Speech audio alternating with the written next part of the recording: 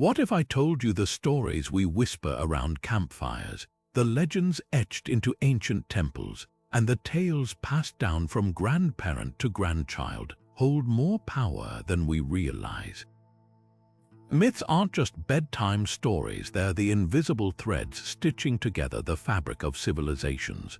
For thousands of years, these narratives have shaped how we understand the world, from explaining the origins of the universe to defining the boundaries of right and wrong.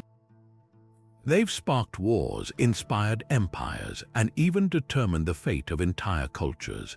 And the most astonishing part, many of these myths are far older than we imagine, surviving countless generations almost untouched, carrying secrets and wisdom from a time long forgotten. Picture this, a storyteller sitting beneath a starry sky, surrounded by eager listeners, weaving a tale so vivid it feels real. That scene has played out in every corner of the world, from the deserts of Mesopotamia to the forests of Scandinavia for millennia. These stories weren't just entertainment, they were survival. They taught lessons, preserved history, and connected people to something greater than themselves. But among the countless myths humanity has created, a select few stand out as the oldest, the most enduring, the ones that refuse to fade away. These are the legends that have traveled through time, whispered across continents, and left their mark on every culture they've touched.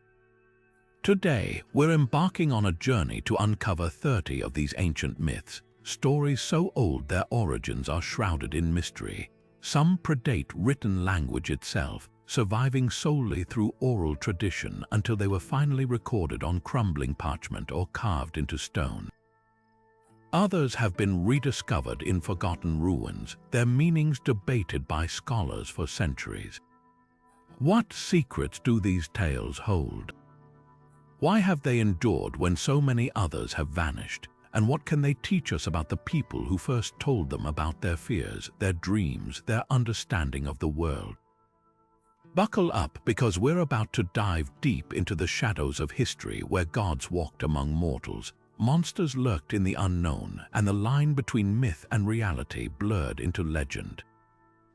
The first whisper of recorded human storytelling comes not from Greece or Rome, but from the sun-baked plains of Mesopotamia, where the world's oldest surviving epic, the tale of Gilgamesh, was pressed into clay tablets over 4,000 years ago. Imagine a king so proud, so unyielding, that the gods themselves trembled at his arrogance. Gilgamesh, ruler of Uruk, was 2/3 divine and 1/3 human, a tyrant who crushed his people underfoot until the heavens sent a wild man named Enkidu to humble him. Their clash shook the earth, but what followed was even more extraordinary, a friendship so fierce it rewrote destiny. Together they battled monsters, defied gods, and dared to chase the one thing no mortal could possess, eternal life. This isn't just a story about heroes and quests. It's a mirror held up to humanity's oldest fears and desires. When Enkidu dies, Gilgamesh's grief drives him to the edge of the world, where he learns the bitter truth: even kings can't escape death. Yet hidden in that despair is a revelation as timeless as the stars. Immortality isn't found in living forever, but in what we leave behind. The walls of Uruk, the stories told in his name, the bonds forged in life, these are the echoes that outlast flesh and bone. What's astonishing is how fresh this 4,000-year-old tale feels. The flood story in Gilgamesh predates Noah's Ark by centuries.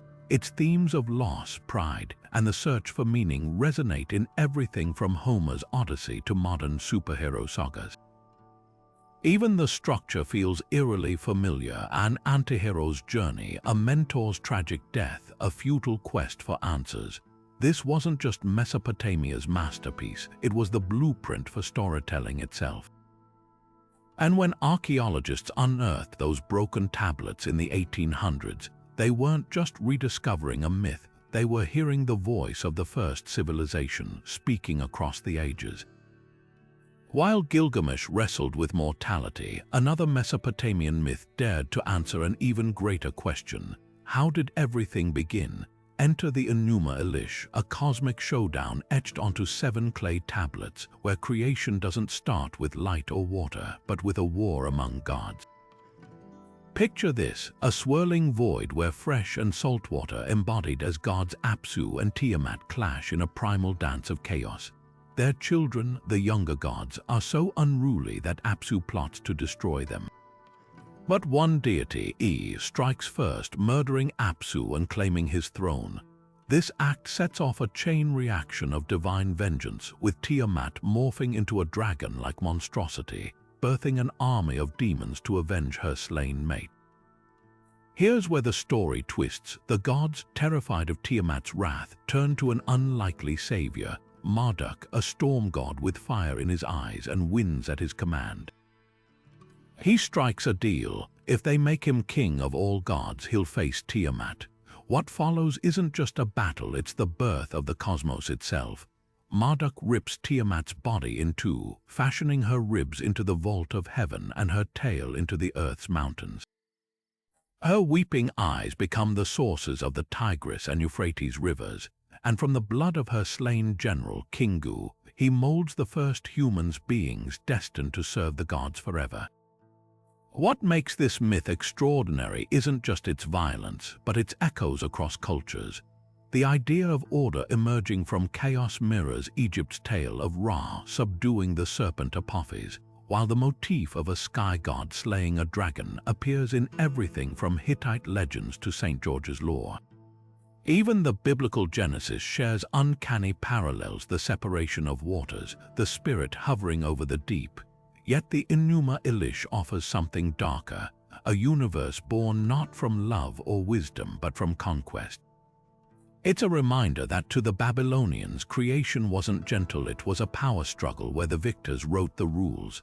But dig deeper and you'll find a political masterstroke. This myth wasn't just theology, it was propaganda. When Babylon rose to dominance, Marduk's ascent mirrored its own, elevating a local god to supreme status. The annual recitation of the Enuma Elish during New Year festivals wasn't merely ritual, it was a reinforcement of Babylon's divine right to rule. In this light, the myth becomes more than a creation story. It's a declaration that power, whether celestial or earthly, is seized, not given. And perhaps that's why it endures, not just as a tale of beginnings, but as a reflection of humanity's oldest truth, that every order is built on the bones of a defeated chaos. From the blood-soaked cosmos of Babylon, we journey to the banks of the Nile, where a myth of betrayal, resurrection, and divine justice shaped an entire civilization's view of life and death. The story of Osiris isn't just another god's tale, it's the beating heart of ancient Egypt's spiritual world, a drama so powerful it influenced pharaohs, farmers, and funeral rites for millennia. At its center stands Osiris, the green-skinned god of the underworld, whose murder and miraculous rebirth became the ultimate symbol of hope in the face of oblivion. It begins with a brother's envy. Osiris, the wise and beloved king, is tricked by his jealous sibling Set, who crafts an ornate chest to his exact measurements. At a feast, Set promises the chest to whoever fits inside, then slams the lid shut when Osiris steps in, sealing him alive before hurling the coffin into the Nile. But the story doesn't end there. Osiris' devoted wife Isis, goddess of magic, embarks on a desperate search, retrieving his body only for Set to dismember it into 14 pieces scattered across Egypt. Through sheer determination, Isis recovers all but one fragment, his phallus, lost to the Nile's hungry fish, using her spells to temporarily resurrect Osiris long enough to conceive their son Horus. This moment changes everything. Horus, the falcon-headed sky god, grows to avenge his father, clashing with Set in battles that shake the earth. Their struggle isn't just personal, it's cosmic. Horus represents order, kingship, and legitimacy. Set embodies chaos, storms, and the untamed desert. When Horus finally triumphs, he doesn't just win a throne, he proves that rightful rule can endure even in the face of betrayal. Meanwhile, Osiris, though no longer among the living, becomes lord of the underworld, judging souls by weighing their hearts against the feather of truth. But the genius of this myth lies in its layers. For Egyptians, Osiris' resurrection wasn't just symbolism, it was practical magic. Funerary texts like the pyramid texts painted the deceased as becoming Osiris, ensuring they too could cheat death. His story gave ordinary people a roadmap to the afterlife, with Isis' grief mirroring human loss and Horus' victory offering hope for justice. Even agriculture tied into the tale. Osiris' green skin symbolized the Nile's life-giving floods, while his dismemberment echoed the scattering of seeds before harvest. What's striking is how this myth blurred the line between God and Pharaoh. Every Egyptian king was Horus incarnate during life, becoming Osiris in death, a cycle reinforcing the divine right of rulers. Temple rituals reenacted Osiris' resurrection annually, with priests carrying his effigy in processions as crowds rejoiced. This wasn't just religion, it was political theater, nature worship, and psychotherapy rolled into one. And when archaeologists unearthed tombs millennia later, they found mummies wrapped like Osiris, their burial chambers inscribed with spells from the Book of the Dead, proof that this myth didn't just entertain. It promised eternity. Unlike Mesopotamia's martial creation epics, the Osiris myth resonated because it spoke to universal human frailties, love stronger than death, the ache of injustice, the longing for renewal. It's no accident that early Christians saw parallels between Osiris and Jesus. Both were divine figures murdered and reborn, offering devotees victory over the grave. But where modern faiths often separate divinity from humanity, the Egyptians blurred them in their world. Every mourner could become Isis weeping at a bier, every righteous fighter could channel Horus, and every soul might stand before Osiris' scales, hoping their heart weighed light enough to join him in the field of reeds. While Egypt's myths wrestled with death and rebirth, the Greeks told a story of raw, cosmic upheaval, a war so colossal it reshaped the heavens themselves. The Titanomachy wasn't just a battle between gods, it was a violent passing of the torch from one generation of deities to another, a clash that defined the very structure of the Greek universe. Imagine the Titans, those primordial beings of earth and sky, ruling unchallenged until their own children, the Olympians, rose against them in a rebellion that lasted 10 cataclysmic years. Lightning split the mountains, oceans boiled, and the fate of creation hung in the balance. At the heart of this conflict stood Cronus, the Titan king who once overthrew his father Uranus, only to be cursed with the same fate. Swallowing his children whole to prevent prophecy, he never accounted for his wife Rhea's cunning. She saved their youngest, Zeus, hiding him in a Cretan cave until he was strong enough to challenge his father. Forced to regurgitate his siblings Hades, Poseidon, Hera, Demeter, and Hestia, Zeus united them alongside monstrous allies, the Cyclopes who forged his thunderbolts and the 100-handed giants whose sheer force tipped the scales. What makes this myth extraordinary isn't just its spectacle, but its symbolism. The Titans represented wild, untamed nature chaos embodied in quakes and storms, while the Olympians stood for civilization, justice, and human-like order. Their victory didn't just install new gods, it mirrored Greece's own cultural shift from primal worship to city-states governed by laws. Even Zeus's triumph carried a paradox. To prevent his own downfall, he absorbed the wisdom of the Titanous Metis, weaving foresight into his rule. This wasn't mere replacement, it was evolution. The Titanomachy's echoes ripple far beyond Olympus. Hesiod's Theogony, written in the 7th century BCE, codified this struggle as the backbone of Greek identity, explaining everything from seasonal cycles to the origins of suffering.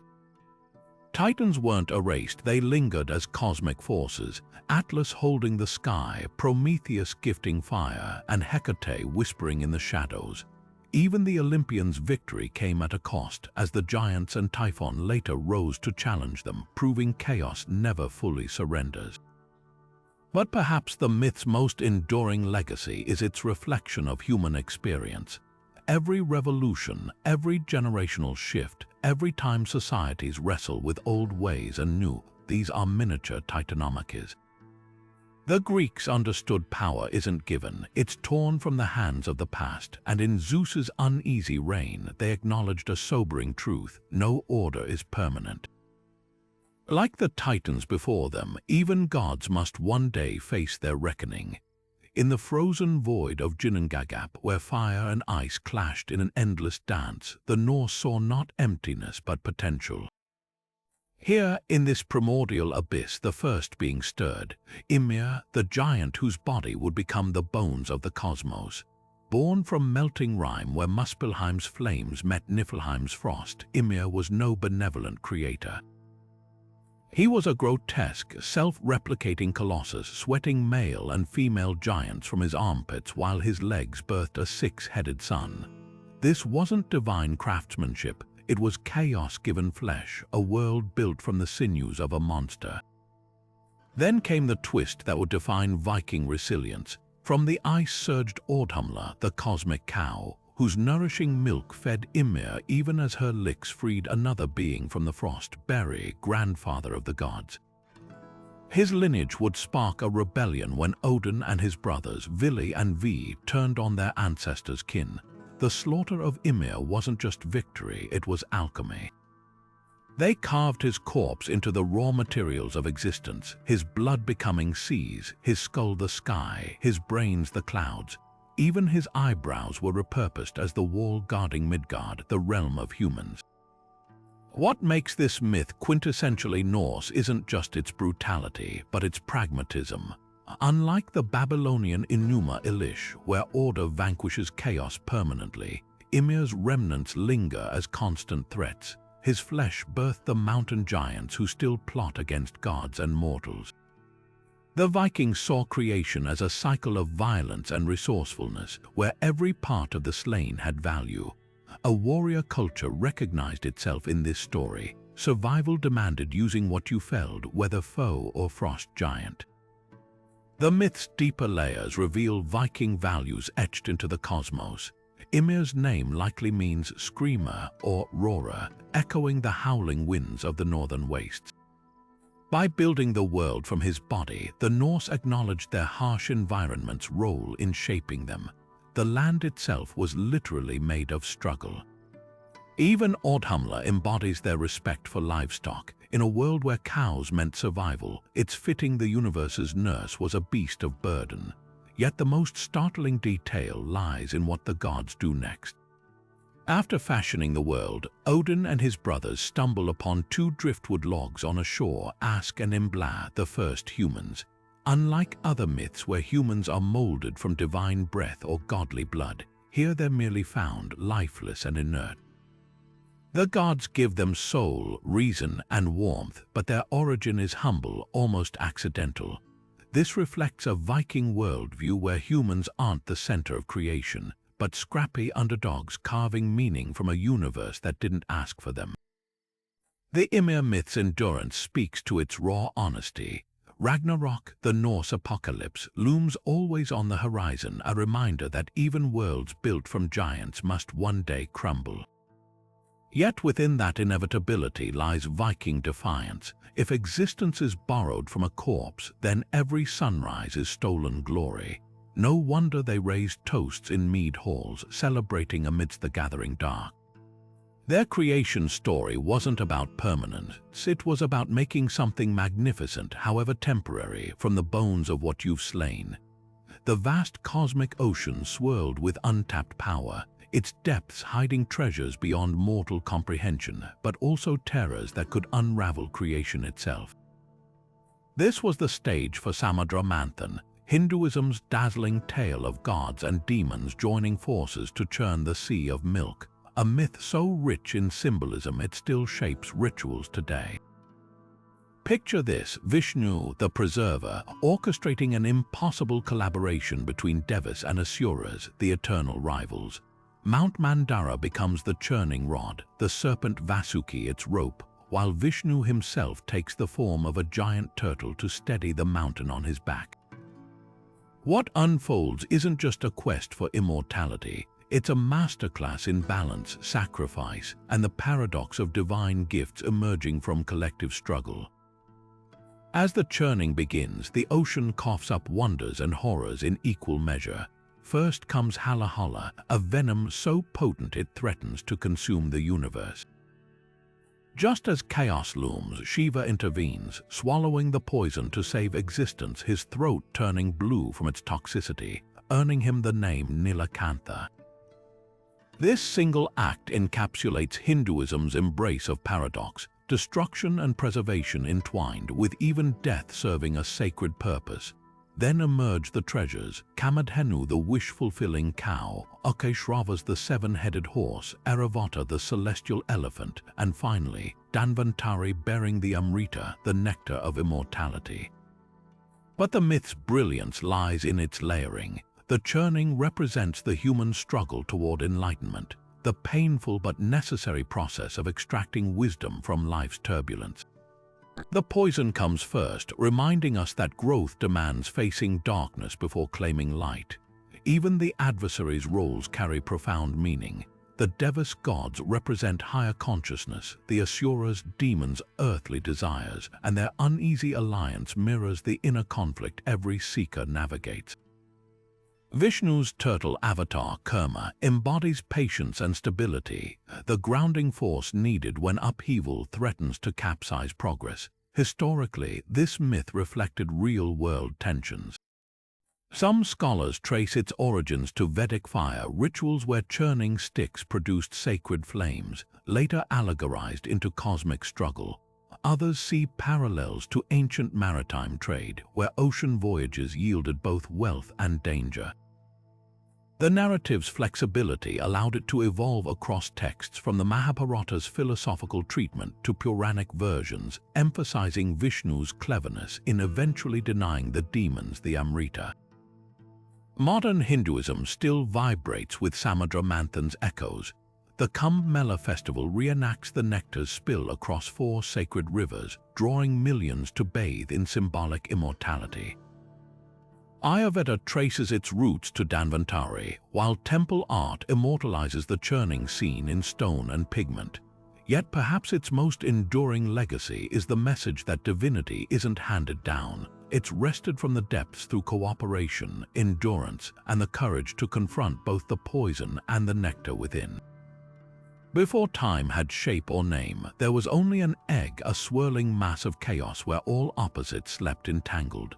Within it, the giant Pangu stirred, growing for 18,000 years until his awakening split the shell in two. What rose became the clear yang of heaven, what sank formed the heavy yin of earth. But unlike other creation myths where gods simply declare the cosmos into being, Pangu's story is one of grueling personal sacrifice. For another 18,000 years, he stood between the halves, arms straining to push the sky higher each day, feet pressing the earth deeper, his body elongating as the gap widened. Every inch of his growth meant another inch of ordered universe, until at last, exhausted, he collapsed. Yet in death, Pangu's body became the very fabric of the world. His breath gusted out as wind and clouds, his voice thundered into permanence. His left eye transformed into the sun, his right the moon, while his blood rushed into rivers and his veins became roads. Even his sweat fell as life-giving rain, nourishing the soil where parasites on his skin had already turned to people. This wasn't just creation, it was transubstantiation, where divinity dissolved into landscape, proving that for the Chinese, the sacred wasn't separate from nature. It was nature. The myth's philosophical depth reveals itself in layers. Pangu embodies the Taoist principle of Hundan, the primordial chaos that precedes differentiation. His labor mirrors the cosmic dance of yin and yang finding equilibrium. Unlike the Norse Ymir, whose dismemberment was an act of conquest, Pangu's dissolution was voluntary, echoing Confucian ideals of selflessness for greater harmony. Even the numbers hold meaning. 18,000 years reflects ancient Chinese cosmology's reverence for multiples of 9, an auspicious digit symbolizing completion. Historically, Pangu's tale didn't dominate early Chinese texts. First recorded during the Three Kingdoms period around 200 CE, it likely synthesized older regional beliefs with emerging Taoist thought.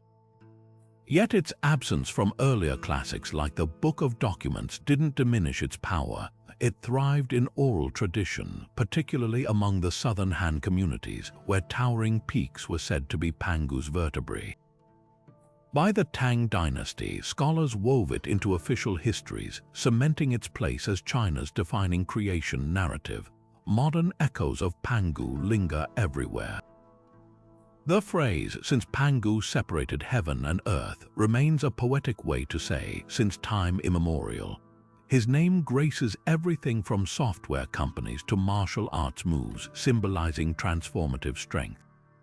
Most strikingly, his myth resonates in contemporary environmentalism. The idea that humans sprang from parasites on a god's corpse serves as a humbling reminder of our interdependence with nature. What sets Pangu apart is his quiet heroism. He asks for no worship, leaves no dynasty, only a world made from his flesh, asking nothing in return. In a culture that venerates ancestors, Pangu is the ultimate progenitor, one who becomes the soil beneath our feet, the air in our lungs, proving that true creation isn't an act of will but of surrender. Far from the rigid timelines of Western history, where events march in straight lines, the Aboriginal peoples of Australia carry a living memory that bends time itself. This is the Dreamtime, not just a collection of stories, but the very bedrock of existence where past, present, and future collapse into a single shimmering now. Picture a landscape where every rock, river, and tree pulses with the footprints of ancestral beings who sang the world into form. Here, creation wasn't a distant event, it's an ongoing conversation, a tapestry woven from songlines stretching back over 65,000 years. At its heart, the Dreamtime explains how ancestral spirits known as the First Peoples emerged from the earth and sky, shaping the land as they traveled. The rainbow serpent, perhaps the most universal of these beings, carved rivers with its sinuous body and filled waterholes with its breath. The Wanambai, a lightning snake of Arnhem Land, brings storms when angered, while the Mimi spirits teach humans to hunt and paint. But these aren't just allegories, they're maps. Songline's intricate oral maps passed through generations trace the paths these ancestors walked, allowing Indigenous Australians to navigate vast distances by recalling the stories embedded in the terrain.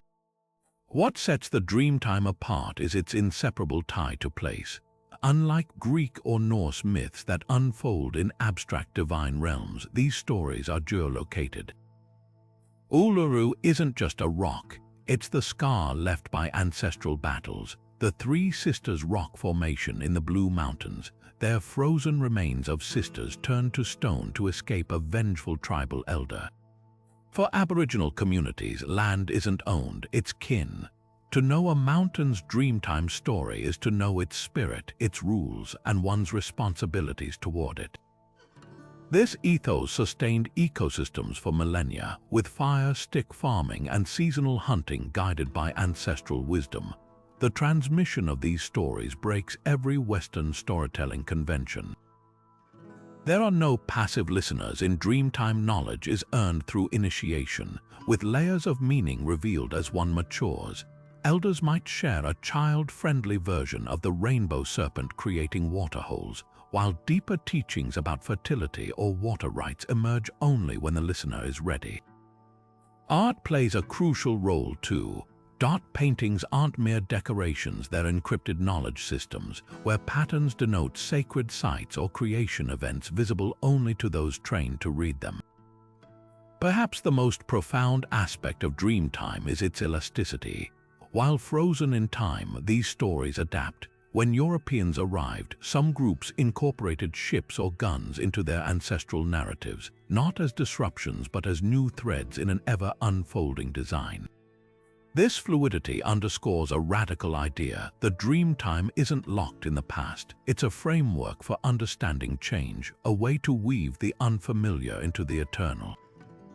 Today, as modern Australia grapples with its colonial legacy, the Dreamtime offers more than mythology, it's a call to listen.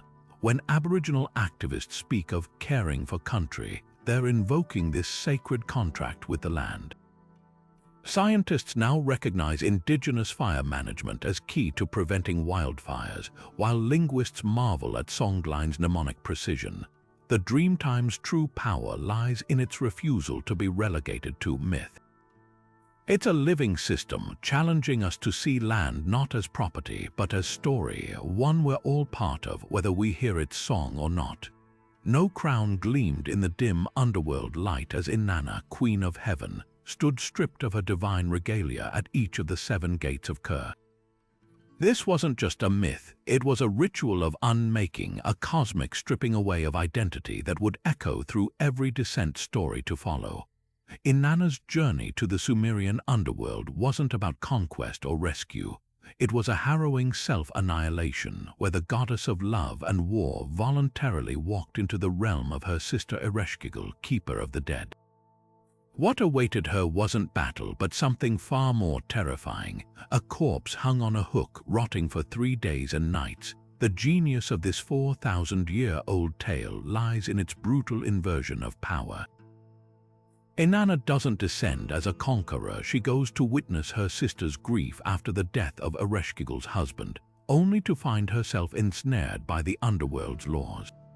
At each gate, she's forced to surrender a piece of her divinity. Her crown, her lapis lazuli necklace, her breastplate, until finally, naked and broken, she faces Ereshkigal's judgment. The 7 gates mirror the 7 celestial spheres Inanna rules above, a symbolic unraveling of her cosmic authority.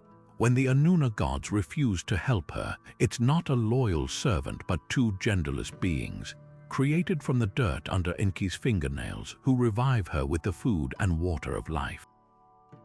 But here's where the myth twists the knife. Inanna can't return alone. The underworld demands a replacement.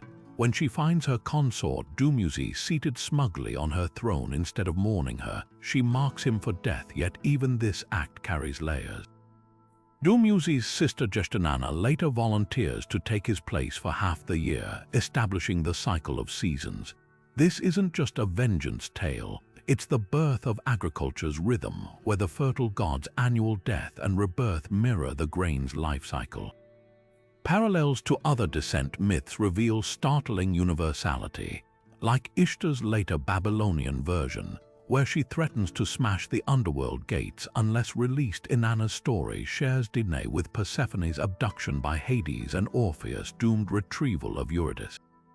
Even the Gospel's 3-day resurrection finds precursors here, yet what sets Inanna apart is her agency. She chooses to descend, endures humiliation not by force but by necessity, and emerges transformed, not triumphant. Modern scholars see Inanna's descent as ritual theater, performed during the annual mourning of Dumuzi to ensure fertility's return. But its deeper truth resonates today. Real transformation requires surrender. To gain wisdom, even a goddess must stare into the abyss until the abyss stares back, and return bearing scars instead of spoils. The myth whispers that power isn't just what we carry down into the dark, but what we're willing to leave behind there. The mist-wrapped hills of Ireland whisper tales of the Tuatha De Danann, a race so formidable they were said to descend from the heavens in ships of cloud, bringing with them 4 treasures that pulsed with the magic of their homeland. Unlike the brutish giants they displaced, these were beings of artistry and arcane power, skilled in poetry, healing, and the forging of weapons that never missed their mark. Their very name, people of the goddess Danu, hints at their divine lineage, yet their story is one of fleeting glory, a golden age cut short by mortal hands and the inexorable march of time. Central to their legend is the Battle of Mag Tuaid, a clash that reshaped Ireland's destiny. Facing the monstrous Fomorians, a grotesque race of sea pirates with a thirst for tyranny, the Tuatha De Danann fought not just with steel but with sorcery. Their king, Nuada, lost his arm in combat, a wound so grave it cost him the throne, for Celtic law demanded their ruler be physically whole. His replacement, the half-Fomorian Brez, proved a tyrant until the smith god Goibniu crafted Nuada a silver arm, restoring his sovereignty. But the real turning point came with the rise of Lug, the radiant master of all arts, whose arrival tipped the scales. His cleverness matched his might, devising strategies that broke the Fomorian siege, while his harpist Dagda used music to lull enemies into enchanted slumber. Yet victory came at a price. The Tuatha Dé Danann's decline began not with defeat, but with the arrival of the Milesians, mortals said to be ancestors of the modern Irish. Though the Dananns conjured storms to repel their ships, the Milesians persevered, their bard Amagin silencing magic with verses that commanded the very land itself. In a pact that would echo through folklore, the vanquished Tuatha Dé Danann retreated underground, becoming the Aos Shi, the fairy folk of mounds and hollow hills. Their once great halls faded into twilight, accessible only through hidden doorways on certain nights of the year. What makes this myth endure isn't just its drama, but its haunting subtext. The Tuatha Dé Danann embody a paradox, gods reduced to spirits, their worship evolving into superstition. Sites like Newgrange, older than Egypt's pyramids, were later claimed as their burial grounds, blurring history with legend. Even their treasures, the invincible spear of Lug, the ever-full cauldron of the Dagda, resurface in Arthurian lore, suggesting a cultural memory that refused to die. Modern Ireland still feels their presence. Place names like Shia, fairy mounds dot the landscape, while festivals like Samhain mark moments when the veil between worlds thins. The Tuatha Dé Danann's legacy is a reminder that conquest isn't always eradication, sometimes it's transformation. They didn't vanish, they adapted, whispering through the wind in the very country that once bore their name. High above the temples of Tenochtitlan, priests watched the stars not for beauty, but for signs of impending doom, because in Aztec belief, the world they stood upon was the fifth attempt at creation, and its destruction was inevitable. This was the doctrine of the Five Suns, a cosmological vision where time moved in brutal cycles, each era birthed through sacrifice and obliterated by catastrophe. Unlike the linear histories of Europe or the eternal dreamtime of Australia, the Aztecs saw existence as a series of experiments by the gods, each sun representing a different age with its own ruling deity, its own people, and its own apocalyptic fate. The first sun, Nahui Oslotl, was presided over by Tezcatlipoca, the smoking mirror god of night and sorcery.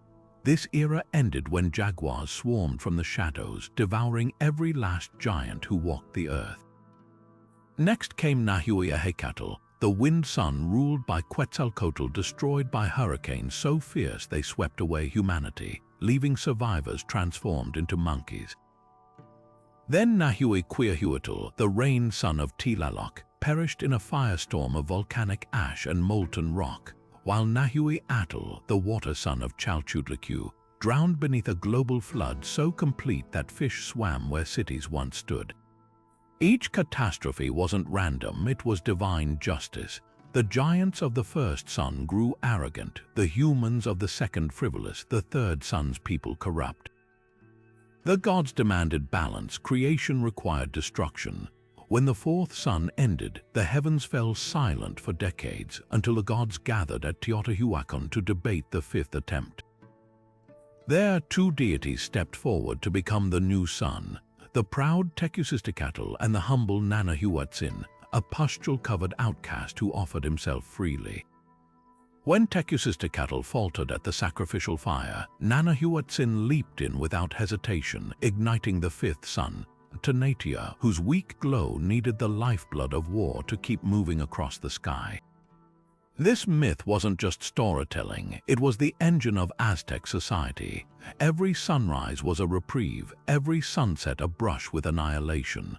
To feed Tanatia and delay the final earthquake predicted to end this era, priests performed bloodletting rituals and conducted the Flowery Wars, staged battles solely to capture sacrifices.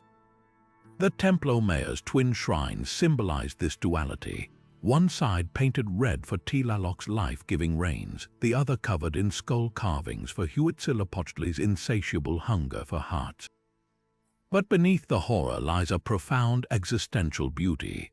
The Aztecs didn't cower before their doomed world, they embraced its fleeting glory. Poets wrote of jade-like moments, precious precisely because they'd shatter. Warriors sought death in battle, knowing their blood would buy the sun one more day. Even the calendar stone, often mislabeled a doomsday clock, is a celebration of cyclical time's relentless renewal. Today, the fifth sun still shines. Scientists confirm the Aztecs' intuition about cosmic cycles, asteroid impacts, supervolcanoes, climate shifts. But their true legacy is the question they posed: if our world is temporary, do we despair or live more fiercely? For the Aztecs, the answer was written in the very walls of their temples, not in fear, but in the defiant act of planting flowers atop a pyramid built on bones.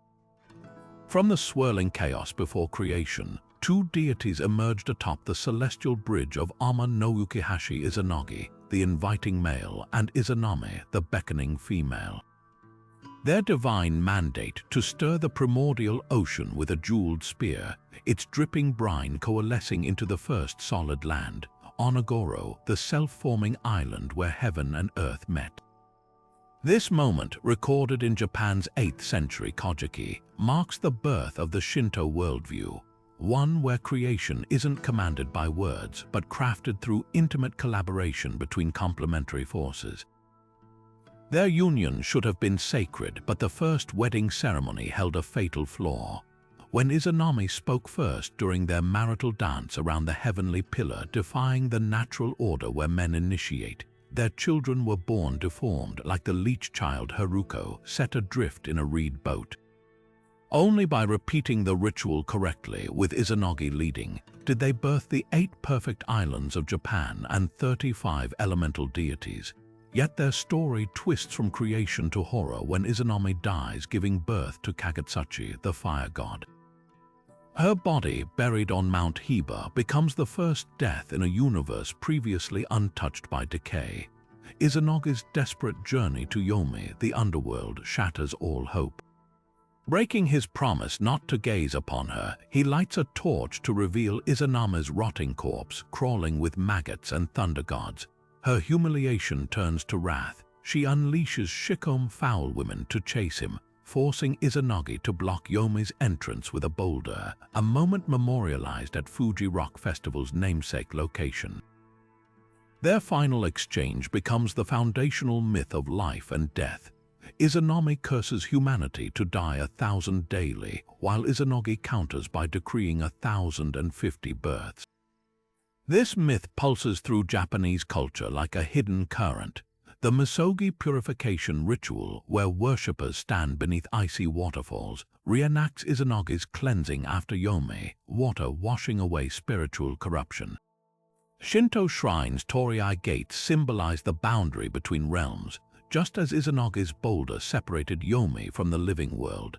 Even modern horror tropes of vengeful female spirits, Yurei, trace back to Izanami's transformation from creator to destroyer.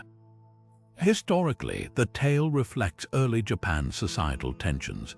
Some scholars see Izanami's punishment for speaking first as justification for patriarchal Wa-period norms, while others interpret Yomi's boulder as allegory for the Jomon to Yayoi cultural shift. The leech child's abandonment may echo infanticide practices, later sanctified in Abisu worship. The Amaterasu and Susanoo myths that follow, born from Izanagi's cleansing, became political tools, legitimizing the imperial line as descendants of the sun goddess. Yet the myth's true genius lies in its embrace of imperfection. Unlike creation stories where gods craft flawless worlds, Izanagi and Izanami's saga is one of missteps and irreversible consequences. Japan's volcanoes, the fiery breath of Kagetsuchi's corpse, earthquakes, the trembling as Izanami tugs at her underworld prison. Even death itself isn't evil, just the natural outcome of that first flawed ritual. This resonates in Shinto's unique worldview. not seeking transcendence from a fallen world, but finding sacredness kame in its beautifully broken reality. Modern visitors encounter the couple's legacy everywhere, from Awaji Island's purported Onagoro ruins to Toga Tasha's phallic pillars celebrating their union. Studio Ghibli's Spirited Away reimagines Yomi as the bathhouse for spirits, while manga like Naruto parallel Izanogi's illusions and Izanome's time loop genjutsu.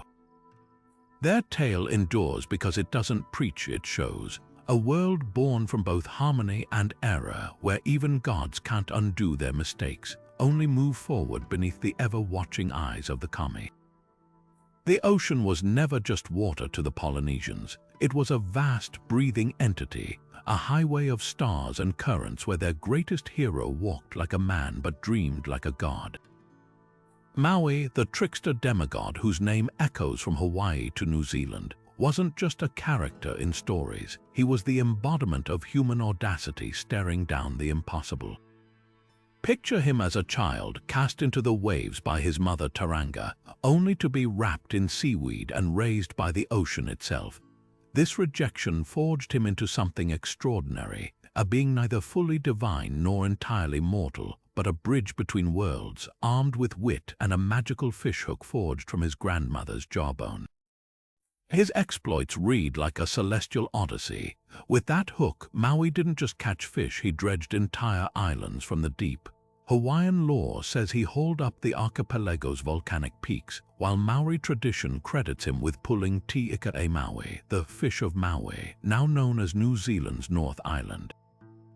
But his boldest act was lassoing the sun itself. Frustrated by its rushed journeys across the sky, Maui wove ropes from his sister's hair, ambushed the solar deity at sunrise, and beat it into submission until it agreed to move slower, granting humanity longer days to fish and farm.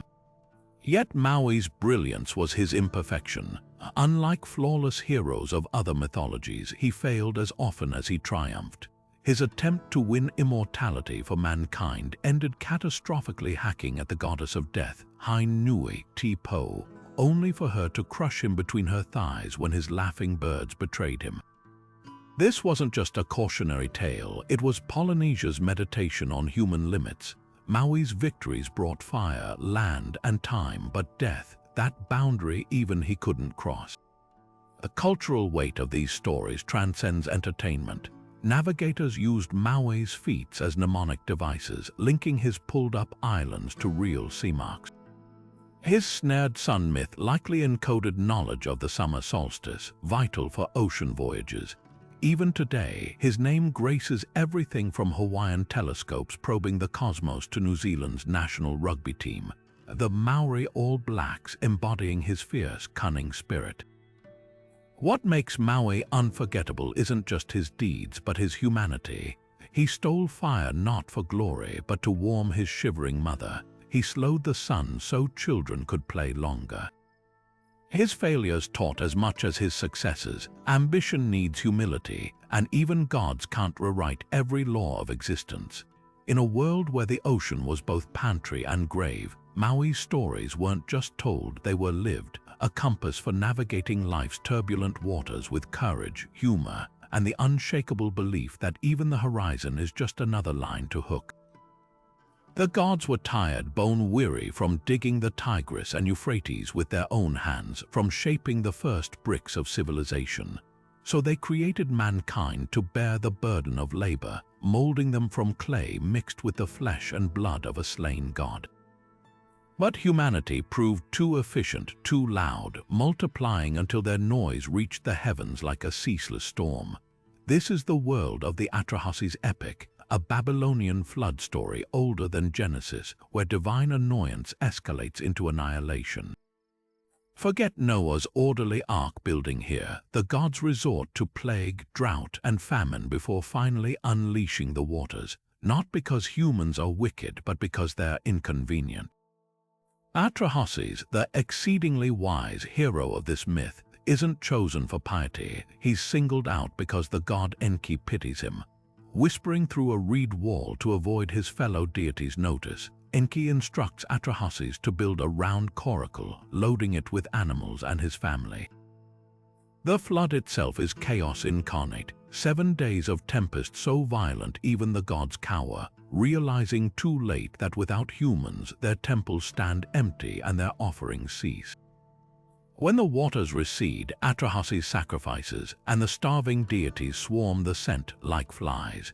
The resolution isn't moral reform but pragmatic compromise. Enki introduces stillbirths, infertility, and infant mortality to curb overpopulation, weaving human suffering into the fabric of existence. What makes Atrahasis revolutionary is its raw pragmatism. Unlike later flood narratives framing deluge as divine justice, this is a story of systemic failure. The gods aren't wise rulers, they're exhausted supervisors who botch creation twice before finding a brutal equilibrium. Parallels abound: Utnapishtim in Gilgamesh, Ziusudra in Sumerian texts, even Manu's fish-guided boat in Hindu lore, but Atrahasis stands apart by asking unsettling questions. Is survival a reward or a curse? Can order exist without cruelty? Modern excavations add chilling context. Cuneiform tablets dating to 1700 BCE recount this tale, but geological evidence suggests it may echo a real catastrophe: the Black Seas flooding around 5600 BCE, an event that displaced thousands.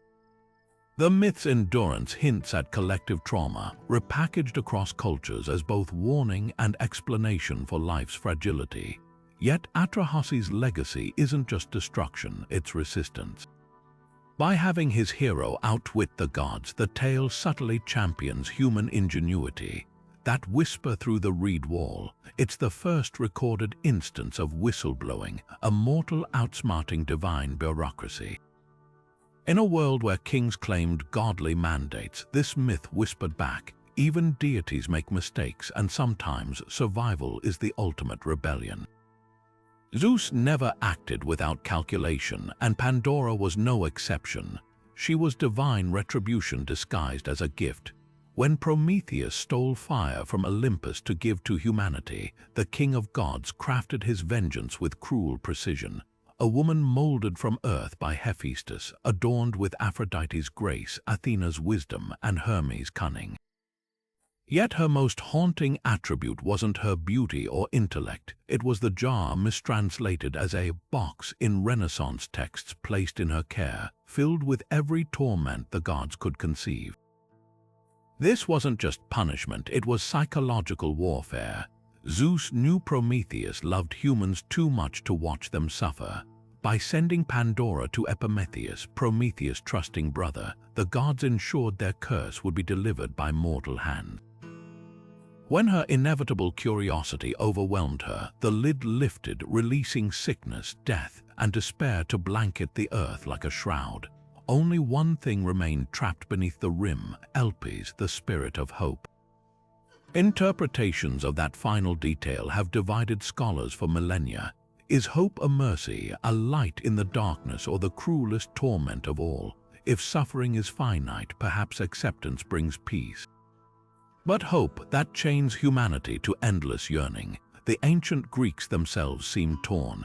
Hesiod's Works and Days paints Pandora as the origin of all woes, while later playwrights like Aeschylus hinted that hope might be the flame that keeps progress alive. What modern readers often miss is how radical Pandora's story was for its time. Unlike biblical Eve, who bears shared blame with Adam, Pandora acts alone, a reflection of Greek anxiety about female agency in a patriarchal world. Yet her tale also subverts expectations. The jar's evils were already woven into fate, her act merely revealed them. In some versions, the vessel contained blessings that escaped when opened, leaving only hope behind, suggesting suffering wasn't her fault, but humanity's for clinging to false optimism. Pandora's legacy pulses through our language, opening Pandora's box and psychology. Studies on curiosity's double-edged nature, how it drives both innovation and disaster, mirror her dilemma. Even space exploration owes her a debt. NASA, a 2011 mission to study radiation belts, named its probe Pandora as tribute to humanity's relentless, sometimes perilous thirst for knowledge. Yet the myth's deepest lesson might be about projection. The gods blamed Pandora for releasing evils they created. Societies still blame the other, whether women, outsiders, or the marginalized, for systemic ills beyond any individual's control. Pandora's jar doesn't just hold suffering, it reflects our unwillingness to face the truth that some curses were inside us all along. Baldur's dreams were the first warning visions of a world drowned in blood where even the gods would fall. The beloved son of Odin, radiant with invincibility, began dreaming of his own death, shaking Asgard to its core. This wasn't just a bad omen, it was the beginning of the end, the unraveling of the cosmic order the Norse called Ragnarök. Unlike other apocalypses, this wasn't a sudden catastrophe. It was a slow unraveling, a series of dominoes tipping one by one. First, the murder of Baldur by Loki's trickery, then the binding of the trickster god with his son's entrails, and finally, the long winter Fimbulwinter that would cloak the earth in 3 years of unrelenting frost, starving both gods and men. When the final battle comes, it won't be chaos alone that rises. The forces of destruction are chillingly organized. The monstrous wolf Fenrir breaks free from his magical chains, his jaws stretching from earth to sky. Jormungandr, the world's serpent, rises from the ocean depths, poisoning the seas with his venom. The dead pour forth from Hell's realm, led by Loki himself on a ship made of fingernails. Even the fire giants, long held at bay by the gods, march across the rainbow bridge Bifrost, shattering it under their weight.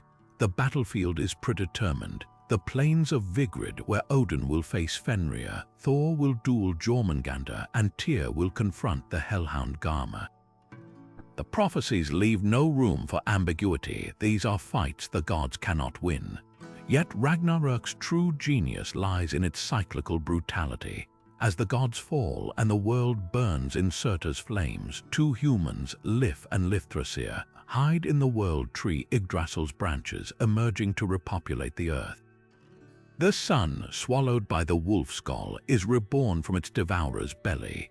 Even some gods survive: Odin's sons Vidar and Vali, Thor's children Magni and Modi, inheriting their father's weapons and mantles. The earth itself rises anew from the waters, green and fertile, as if the apocalypse was merely a reset button for the cosmos. This myth wasn't just storytelling, it was a mirror held up to Viking life. In a world where winters could mean starvation and battles were often fatal, Ragnarök validated their reality that struggle was inevitable, but so was renewal. The Eddas describe the Norns weaving fate at the base of Yggdrasil, but notably, the threads don't end with Ragnarök. They continue, implying that even destiny has a sequel. Modern interpretations see Ragnarök as a metaphor for climate change or societal collapse, but its power lies deeper. Unlike the biblical Armageddon, where evil is vanquished for eternity, Ragnarök suggests that conflict is eternal, that destruction and creation are locked in an endless dance. When Marvel's Thor series sanitized the prophecy into a temporary setback, it missed the point. The Norse didn't fear Ragnarök, they respected it, raising mead halls in the shadow of doom because they knew even the gods must fall for something new to rise. Exiled from his rightful throne through no fault of his own, Rama embodied the perfect man, the ideal son, the ideal warrior, the ideal king. Yet the Ramayana, one of Hinduism's greatest epics, isn't just about a prince's adventures. It's a masterclass in Dharma, the cosmic duty that binds the universe together. When Rama's stepmother Kaikeyi demands his 14-year banishment to the forest, he doesn't rage or scheme. He bows his head and leaves Ayodhya without complaint, demonstrating that true nobility means upholding promises even when they destroy you. His wife Sita and loyal brother Lakshmana join him, proving devotion isn't measured in comfort but in shared sacrifice. But the story takes a darker turn when Ravana, the 10-headed demon king of Lanka, lays eyes on Sita. With golden cities and untold riches at his command, he's undone by one thing: he cannot possess another's virtue. Disguised as a holy man, he kidnaps Sita, spiriting her away across the ocean. Rama's grief isn't private, it's cosmic. The sun dims, rivers stall in their courses, and the very wind refuses to stir. His partnership with Hanuman, the monkey god, becomes legend. Hanuman's leap across the strait to Lanka, his tail set aflame by Ravana's soldiers, his discovery of Sita imprisoned in the Ashoka Grove, her chastity guarded only by her willpower. The war that follows isn't just a clash of armies, it's the ultimate showdown between Dharma and Adharma, order and chaos. Rama's arrows, blessed by sages and tipped with divine feathers, face Ravana's dark sorcery. Yet the demon's downfall comes not from Rama's strength alone, but from his own arrogance. Though warned repeatedly, Ravana never considers that a mere mortal could shatter his invincibility. When Rama finally lodges an arrow in his navel, the one spot where celestial nectar once pooled, the lesson is clear. Evil collapses when it stops believing it can lose. Sita's ordeal, however, doesn't end with rescue. To prove her purity after captivity, she undergoes Agni Pariksha, walking unscathed through fire, a moment that sparks debate for centuries. Is this a test of her fidelity or a commentary on society's impossible standards for women? The Ramayana's genius lies in these layers, offering no easy answers. Even Rama's eventual kingship, the utopian Ramrajya, carries melancholy. His later decision to banish a pregnant Sita, bowing to public suspicion, shows that perfection comes at a cost. Modern India still breathes this epic. Diwali, the festival of lights, celebrates Rama's homecoming. Villagers perform Ramlila plays, children chant Hanuman Chalisa for courage, and politicians invoke Ramrajya as governance ideal. But its reach stretches beyond borders. Thailand's kings trace lineage to Rama, Indonesia's Kebaya dance retells Sita's defiance, and Caribbean sugar plantations once echoed with Bhojpuri Ramayanas sung by indentured laborers. What makes the Ramayana timeless isn't its divine spectacle, but its humanity. It asks, how far would you go for duty? What lines won't you cross, even in victory? And perhaps most piercingly, can goodness survive in a world that doubts it? The story whispers that Dharma isn't about reward, but about doing what's right, even when the universe forgets to thank you. The mists of Avalon cling to King Arthur's legend like a shroud, half history, half dream, and all storytelling magic. Unlike gods who never walked the earth, Arthur straddles the line between myth and memory, a 6th century warlord polished into a medieval messiah by centuries of retelling.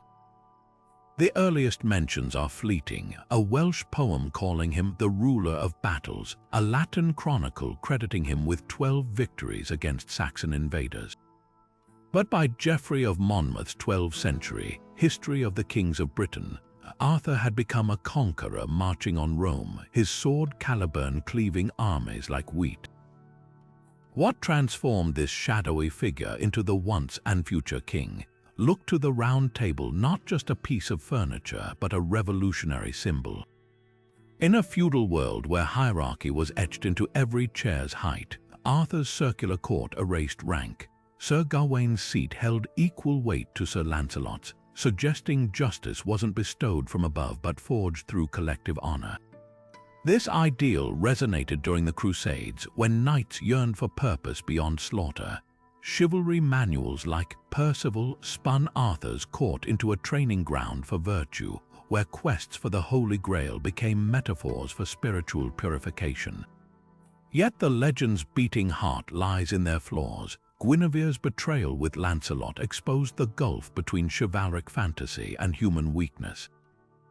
Merlin's prophecies twisted free will into fatalism, while Mordred's rebellion proved even utopias rot from within. The once shining Camelot collapses not from Saxon steel, but broken oaths, a cautionary tale for medieval nobles who'd sworn crusading vows then faltered. Arthur's endurance stems from his malleability. French romances painted him as a lovesick bystander to Lancelot's exploits, while Welsh lore cast him as a spectral hunter leading a ghostly war band. Tintagel's ruins, discovered in the 1230s, became pilgrimage sites for Plantagenet kings desperate to legitimize their rule with Arthur's aura. Even today, archaeologists debate whether Cadbury Hill was his Camelot, while Glastonbury Tor's alleged grave, "Here lies Arthur, King of the Britons," smacks of 12th century monks fundraising with strategic relics. Modern takes keep reshaping him. T.H. White's The Once and Future King reimagined Arthur's court as an anti-war allegory during World War II, while films like Excalibur lean into the pagan mysticism medieval scribes tried to suppress. What began as a war chief's boast now holds a mirror to every era's hopes for unity, for justice, for leaders who'll wake from history's sleep when we need them most. The legend whispers that kingdoms rise and fall, but some stories refuse to die. Coyote doesn't walk, he slinks, his paws kicking up dust as he grins at the world like he knows a joke no one else has heard yet. This isn't just an animal, he's the ultimate shapeshifter, a creature who can be hero, fool, creator, and con artist all in the same tale. Across Native American tribes, from the Navajo to the Nez Perce, coyote stories aren't just entertainment, they're survival manuals wrapped in laughter, teaching everything from why you shouldn't gossip to how the stars got their names. Take the Salish people's version of how fire came to humans. In their telling, Coyote didn't steal fire nobly like Prometheus. He outsmarted the fireflies who hoarded it, convincing them to play a game where he'd guard the flames. Once they're distracted, he bolts, scattering embers across the land. Sure, he burns his tail along the way, which is why coyotes still have singed-looking fur, but the lesson sticks. Sometimes the greatest gifts come from the least dignified acts. Other tribes, like the Crow, say Coyote didn't just bring fire, he accidentally invented death while trying to cheat it, tossing a stone into a river claiming it would live forever, then a dead man's body saying it would perish. When the stone sank and the body floated, mortality was sealed.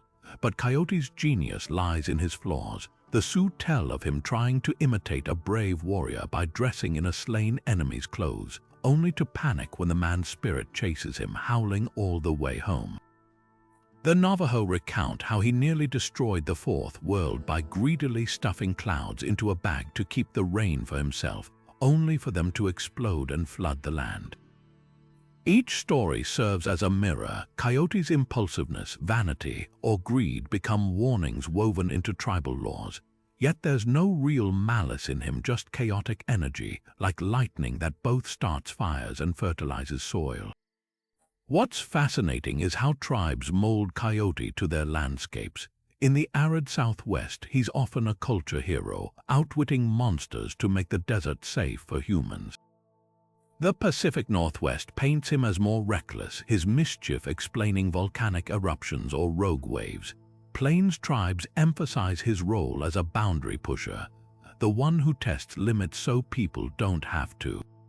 Even his gender shifts. Some Pueblo stories feature Coyote's granddaughter as the clever trickster, proving wisdom isn't tied to age or sex. Modern listeners might recognize Coyote's echoes in Bugs Bunny's antics or Loki's schemes, but indigenous traditions never let him off the hook. Unlike European fairy tales where tricksters win by sheer wit, Coyote often pays for his overreach, losing his teeth, his dignity, or even his life, though he rarely stays dead. The Blackfoot say this is why coyotes still yip at the moon. They're laughing at their own mistakes, teaching us that folly isn't just human, it's how we learn.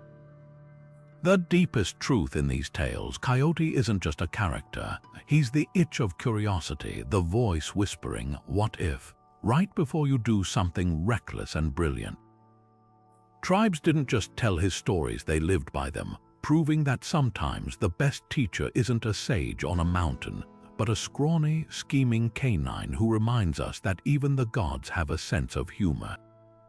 Thunder shook the sacred oak as Perun, the Slavic god of lightning, raised his axe against Veles, the serpentine lord of the underworld. Their battle wasn't confined to myth, it echoed in every summer storm and winter frost, a celestial duel etched into the very cycle of Slavic life. On one side stood Perun, his beard forged from storm clouds, his chariot pulled by goats that sparked lightning with every hoofbeat. Opposing him slithered Veles, shapeshifter and trickster, whose domain stretched from the deepest rivers to the richest pastures. Their feud wasn't just personal, it was the primal clash between sky and earth, order and chaos, the seen and the unseen. The conflict's roots twist deep into Slavic cosmology. Perun ruled the upper world, his lightning strikes cleansing the land of impurity, while Veles lurked in the wet, fertile below, stealing cattle, whispering curses, and guarding the souls of the dead. When Veles slithered up the world tree to kidnap Perun's wife or livestock, versions vary, the thunder god's wrath was inevitable. Their battles weren't merely destructive, they were generative. Lightning splitting a tree wasn't an act of violence, it was Perun purging Veles' influence, his sacred fire renewing the earth's fertility. Farmers knew this intimately. They placed Perun's symbols on their roofs to ward off Veles' floods, yet secretly relied on the serpent's moisture to nourish their fields. Seasonal rituals codified this duality. At summer's peak, Perun's victories were celebrated with bonfires and oak sacrifices, ensuring thunderstorms would bless the crops. Come autumn, as Veles' chthonic power grew, villagers dressed as beasts for the Koleto festival, honoring the serpent's role in guiding ancestors through the underworld. Even the landscape bore their marks. Perun's oaks towered on hilltops, while Veles' shrines nestled in caves or near springs, places where earth and water intertwined. The myth's political undertones reveal another layer. As Slavic tribes consolidated under Kievan Rus, Perun evolved from a local thunder spirit into a patron of warriors and princes, his worship centralized to unify disparate clans. Veles, meanwhile, became associated with outcasts, cattle thieves, poets, and merchants, all who operated outside rigid hierarchies. Christianization later recast them as holy opposites. Perun merged with Saint Elijah, who rode fiery chariots across heaven, while Veles was demonized as a dragon slain by Saint George. Yet folk traditions refused to let the old gods die. As late as the 19th century, Russian peasants still whispered charms to Perun's lightning during droughts, and Serbian farmers left milk offerings for Veles' snakes to ensure healthy livestock. What makes this myth endure isn't just its vivid imagery, it's the recognition that opposites need each other. Perun's lightning without Veles' rain brings drought. Veles' abundance without Perun's order becomes decay. Modern Ukraine and Belarus still weave their conflict into folk art, depicting Perun's axe and Veles' serpent coiled around a tree, locked in eternal struggle. Even video games like The Witcher borrow this duality, portraying godly forces in tension rather than simplistic good versus evil. The Slavs understood what we often forget.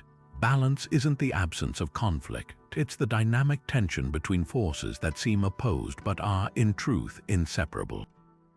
Before the world took shape, there was only the infinite expanse of Olojumer's will, a supreme force so vast and unfathomable that lesser deities were needed to bridge the gap between divinity and humanity.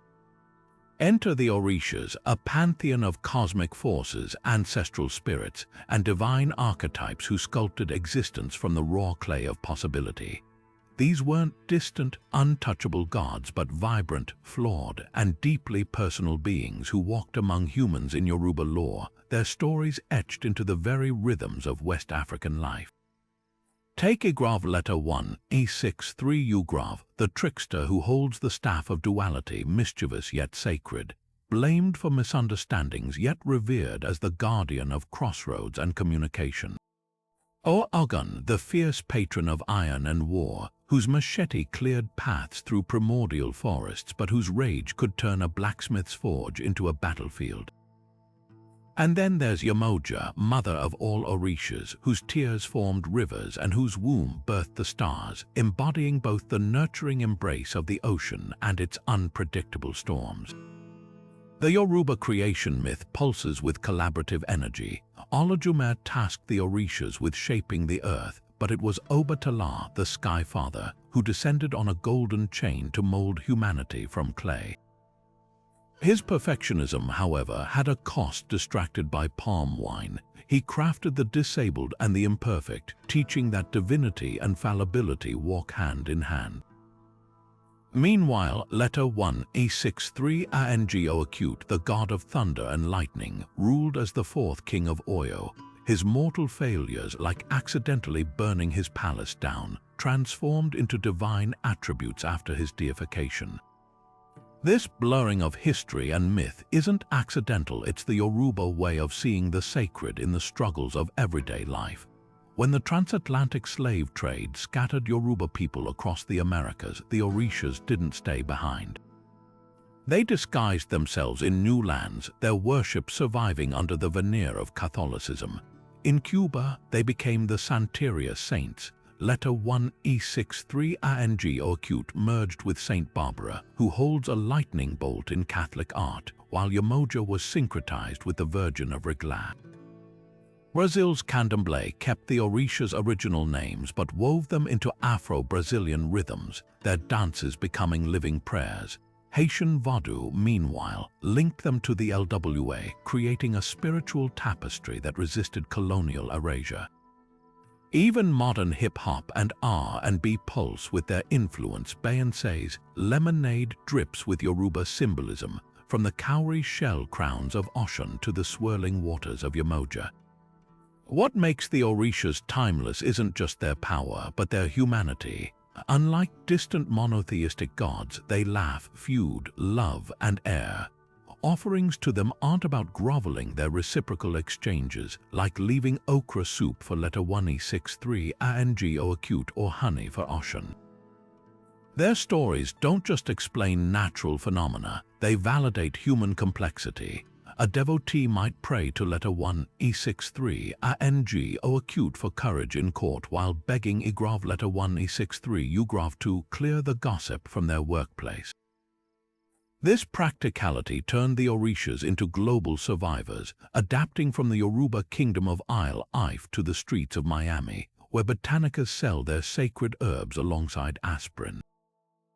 Today, the Orishas face new challenges: commercialization, misinterpretation, even Instagram influencers reducing them to aesthetic trends.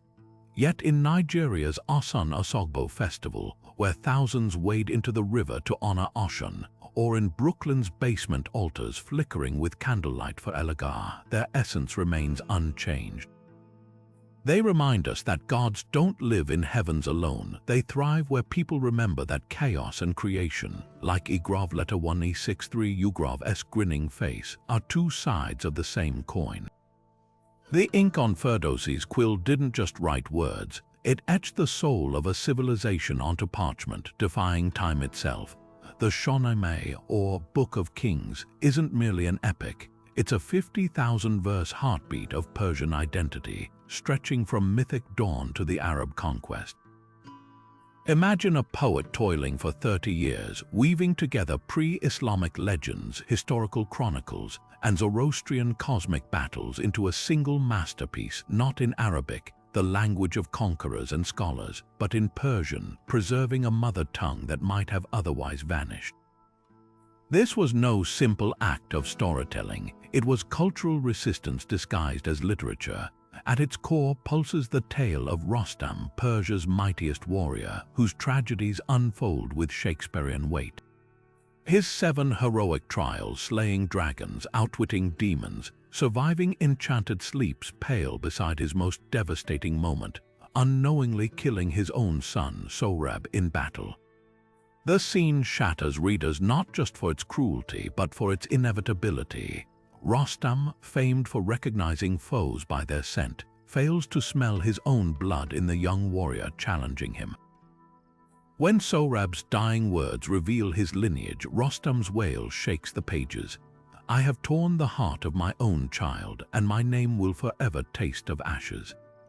Here, Ferdowsi subverts heroism itself. No glory crowns this victory, only grief that stains generations. Yet the Shahnameh's brilliance lies in its layers. Rostam's saga isn't isolated. It's interwoven with kings both noble and corrupt, reflecting Persia's own cyclical struggles. The tyrannical Zahak, with serpents sprouting from his shoulders, demands daily sacrifices until a blacksmith rebellion overthrows him, a myth that resonated during Iran's revolutions. The visionary Jamshid, who first taught humans to weave and smelt metal, falls to hubris when he declares himself godlike, proving no ruler is immune to corruption. These aren't just adventures, they're moral blueprints for governance, warning that power divorced from justice breeds ruin. What cements the Shahname's immortality is its role as a lifeline for Persian culture.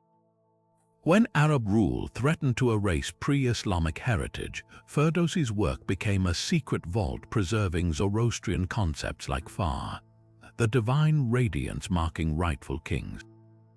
Miniature painters later illuminated his verses in gold, while Sufi mystics mined them for allegories of the soul's journey. Even today, Iranian children memorize Rostam's laments, and Noah's celebrations recite passages linking modern families to mythical ancestors. The book survived Mongol burnings, colonial dismissals, and modern censors because it isn't just literature, it's the marrow of a people's bones. Modern geopolitics can't shake its influence. When protesters chant verses against oppression, or diaspora artists reinterpret Rostam as a symbol of resilience, they prove Ferdowsi's greatest prophecy, that stories outlive empires. The Shahnameh whispers a defiant truth. Identity isn't stamped by borders or regimes, but carried in the stories we refuse to let die. High in the thin air of the Andes, where condors carve circles between snow-capped peaks, the Inca spoke of a creator who walked among them, not as a distant sky god, but as a traveler cloaked in humility. Viracocha, the foam of the sea, emerged from the depths of Lake Titicaca, his very name whispering his otherworldly origins. Unlike the blood-drinking deities of Mesoamerica, this was a god who shaped the world through wisdom rather than violence, molding the first humans from stone with a tenderness that echoed through Inca daily life. But don't mistake his gentleness for weakness. Viracocha's myth was the spiritual backbone of an empire that stretched across 2,000 miles of rugged terrain. His journey reads like a divine road trip across the Andes. After creating the sun, moon, and stars, Viracocha set out with two companions, traversing the sacred landscape to awaken humanity. Along the way, he performed miracles, both grand and intimate, commanding mountains to shift their positions, but also healing the sick with a touch. In one village, he was met with hostility, and in response, summoned a fiery rain that melted the very stones, teaching reverence through awe. Yet when he reached the coast, he didn't ascend to the heavens in a blaze of glory. He simply walked across the Pacific's waves, vanishing into the horizon like mist, leaving behind only the promise that he would one day return. This vanishing act held political genius. The Inca rulers, descendants of the sun god Inti, claimed Viracocha's legacy as their divine mandate. Emperors took his name as a title, just as Pachacuti became Viracocha Inca after a vision of the god appeared to him before a crucial battle. Temples like Rakchai housed towering statues of the deity, draped in fabrics so fine they shimmered like water, reinforcing the connection between imperial power and cosmic authority. Even the Quhapak Nyan, the vast road system binding the empire together, was said to follow paths first walked by Viracocha himself, but beneath the imperial pomp lay a profound spiritual irony. Viracocha was often depicted as an old, staff-carrying wanderer, dressed in simple robes, a far cry from the gold-plated opulence of Cusco's temples. Some scholars argue this duality was intentional, a reminder that true divinity didn't need adornment, that creation arose not from conquest but from quiet intention. When Spanish chroniclers recorded these myths, they couldn't resist drawing parallels to Christian apostles, but Viracocha's essence was uniquely Andean. His connection to water, life's most precious resource in the arid highlands, made him a god of balance, one who shaped worlds without destroying them. Modern Peru still whispers his name. In the Quechua communities near Lake Titicaca, elders speak of a bearded stranger who appears during droughts, offering wisdom before disappearing again. Artists weave his image into vibrant textiles, surrounded by stepped crosses that symbolize the Inca cosmos. And when archaeologists uncover yet another stretch of ancient highway, they're not just finding stones, they're retracing the footsteps of a god who walked as a man, teaching that the sacred isn't just above us, but woven into the very paths we tread. The forests of Finland don't just whisper, they sing. Not with the chirping of birds or the rustle of leaves, but with the echoes of ancient spells, the kind woven into every line of the Kalevala, Finland's mythical heart. This isn't just poetry, it's a living incantation, a tapestry of 50 runes stitched together from oral traditions so old they predate the Vikings.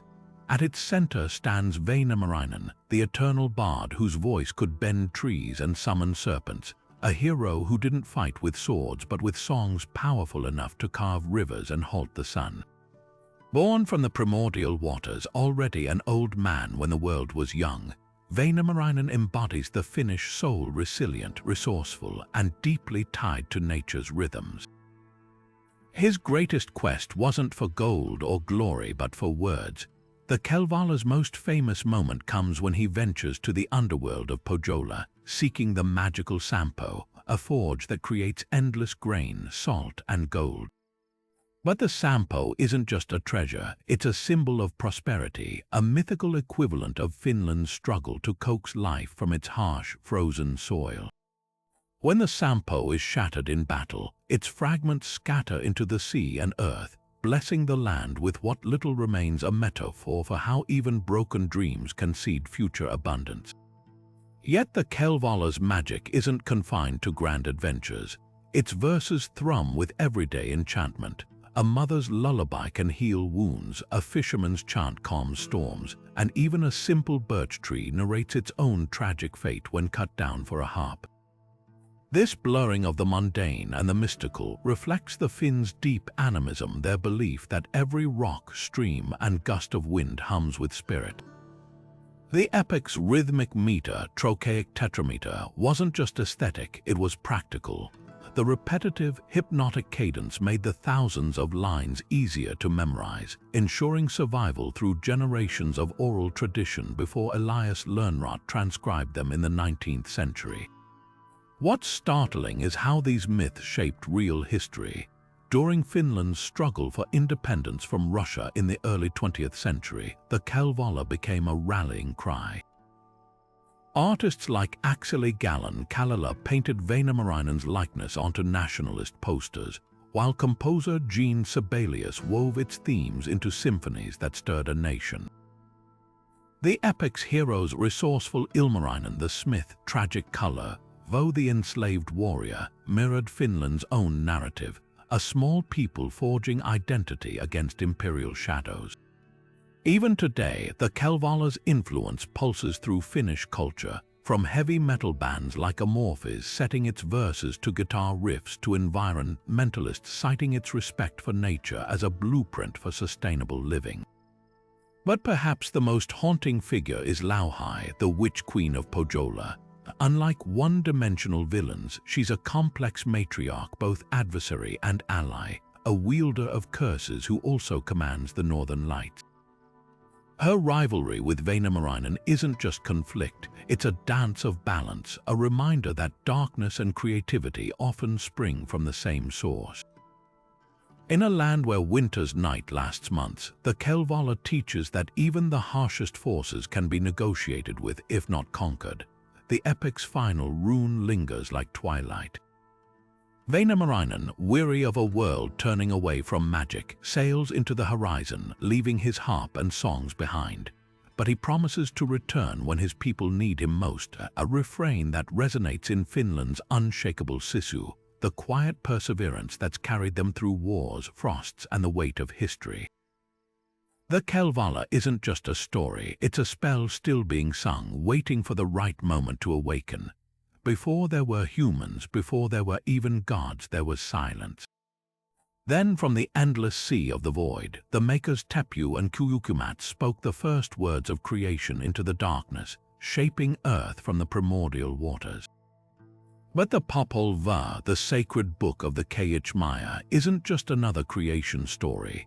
It's a cosmic drama where gods fail, heroes outwit death itself, and the fate of humanity hinges on a ball game played in the underworld. At its heart pulses the legend of the hero twins Hunahpu and Xbalanque. Their tale begins with tragedy. Their father and uncle, the original ball players, lured to Xibalba, the Mayan underworld, by the Death Lord's challenge. Tricked into sitting on a heated stone throne and sacrificed in a bat-filled cave, the brothers' severed heads hang as warnings in the ball court of suffering. But their legacy lives on in the twins, born from the spit of their father's skull onto the hand of a maiden. These aren't just avengers, they're alchemists of chaos, turning their enemies' cruelty into cosmic jokes. Their trials in Xibalba read like a surreal video game. The Lords of Decay subject them to the House of Gloom, where darkness swallows all light, and the House of Knives, where blades move on their own. Yet the twins don't fight brute force with more force, they outthink the underworld. When forced to keep cigars and torches lit all night, they paint fireflies to mimic flames. When commanded to bring back flowers from a garden guarded by monstrous ants, they charm the insects into carrying petals for them. Each victory isn't just survival, it's satire exposing the death god's arrogance. The climax comes at the ball game, a ritual reenactment of creation itself. Using their father's hidden equipment, the twins let the Xibalbans win at first, only to reveal their true power. They allow themselves to be sacrificed, their bones ground and thrown in a river, then resurrect as fish men who dazzle the underworld with magic. In their final act, they don't destroy the Death Lords. They offer them the ultimate trick, a voluntary sacrifice that promises rebirth. When the gods eagerly agree, the twins refuse to revive them, breaking the cycle of cruelty forever.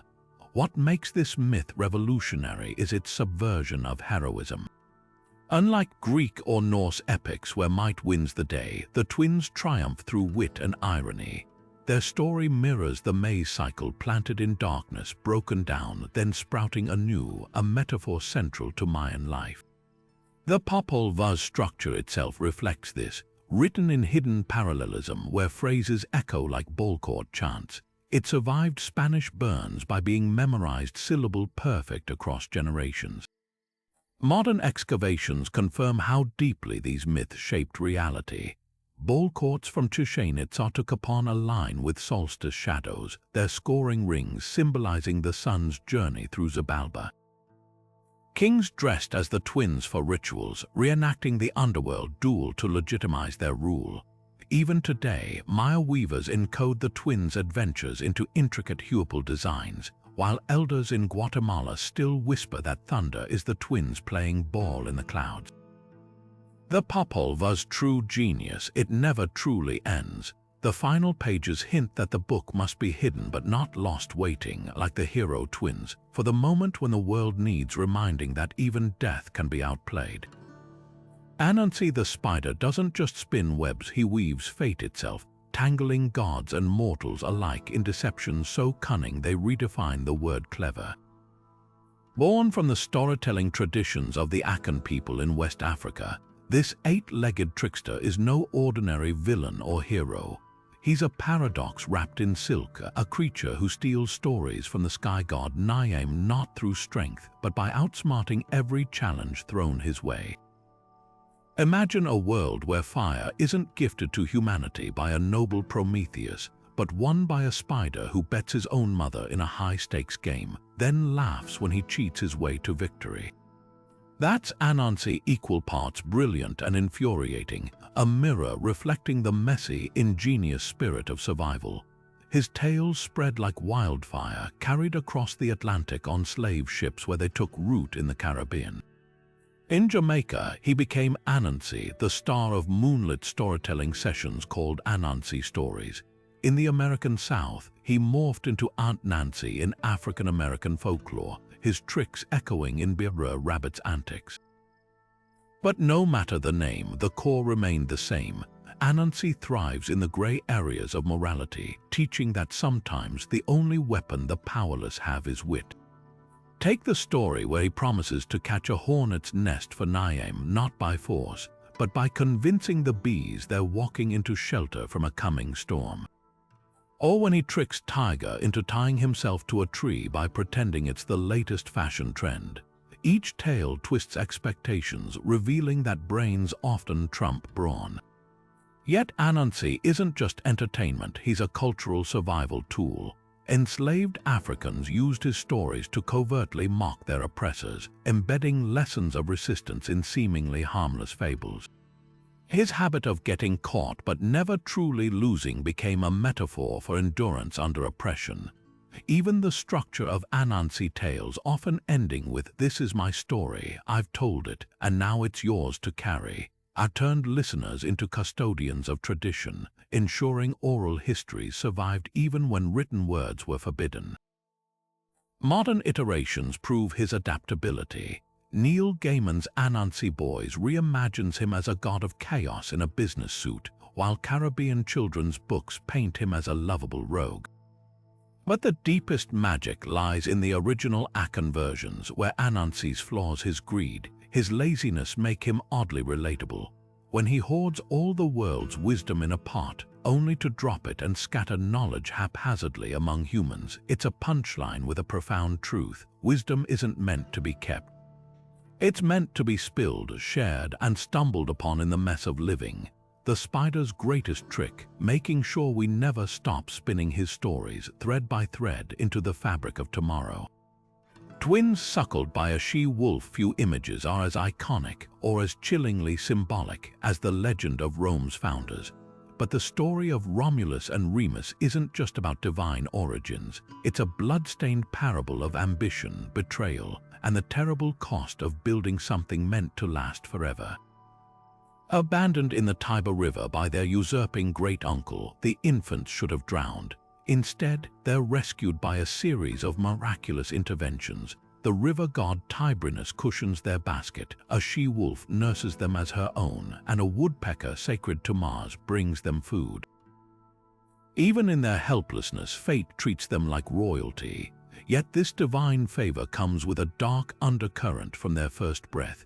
These brothers are marked not for shared glory, but for a clash that will define an empire. The myth pivots on a moment of brutal irony. After growing up among shepherds and learning their true lineage, the twins decide to found a new city, but where? Romulus favors the Palatine Hill, Remus the Aventine. They agree to watch for omens, eagles circling in the sky to let the gods decide. Remus spots 6 birds first, Romulus later claims 12. This seemingly trivial disagreement erupts into violence when Remus, either in mockery or defiance, leaps over the half-built walls of Romulus' settlement. In that heartbeat, Romulus buries his sword in his brother's chest, snarling, "So perish anyone else who leaps over my walls." The founding act of Rome isn't celebration, it's fratricide. Historians debate whether these brothers ever existed, but the myth's psychological truth resonates. Rome's identity was forged in paradox, a civilization that revered law yet rose through relentless expansion, that idolized republican virtue yet birthed emperors. The tale acknowledges this duality upfront. Rome's greatness springs from both divine favor and primal sin.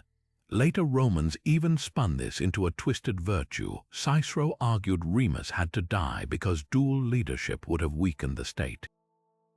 The message was clear: unity, even bought with blood, trumped all. What's fascinating is how later rulers weaponized this myth. Augustus commissioned the Capitoline wolf statue, though the twins were added in the Renaissance, positioning himself as a new Romulus reborn to restore order after civil war. The Palatine Hill, Romulus' chosen site, became prime real estate for emperors' palaces. Even Mussolini exploited the legend, using the she-wolf as a fascist symbol of Italy's destined power. The myth proved malleable, a mirror for whatever version of Rome its leaders wanted to sell. Yet beneath the propaganda lies a subtler lesson. Romulus Rome initially struggled with a shortage of women, leading to the infamous rape of the Sabine women, where Romans abducted neighbors to populate the city. After war and reconciliation, Sabines and Romans united, creating a stronger whole. This disturbing episode, often glossed over, reveals Rome's pragmatic core. Survival justified brutal means, but true power came from assimilation, not eradication. The she-wolf didn't just nourish the twins, she embodied Rome's ethos, fierce yet nurturing, wild yet destined to civilize. Today, archaeologists still hunt for traces of Romulus. In 2020, a shrine believed to be his 6th century BCE tomb was uncovered beneath the Roman Forum. Whether real or symbolic, it proves how deeply the myth is etched into the city's bones. From SPQR inscriptions to the Lupa emblem on soccer jerseys, Rome still whispers to its wolf-born twins, not with remorse, but with the grim acknowledgement that some foundations can only be laid in blood. High on the windswept plateau of Tibet, where the air is thin and the mountains scrape the sky, there echoes a song, not just any song, but the longest epic poem in the world. The story of King Jessar stretches over 120,000 verses, dwarfing even the Mahabharata in length. But this isn't merely a tale of battles and conquests. It's a living scripture, a spiritual roadmap woven into the fabric of Tibetan Buddhism, whispered by nomadic bards and monks alike for over 1,000 years. Jessar isn't your typical king, born as a divine emissary to cleanse the land of demons and moral corruption. His origins are as miraculous as they are humble.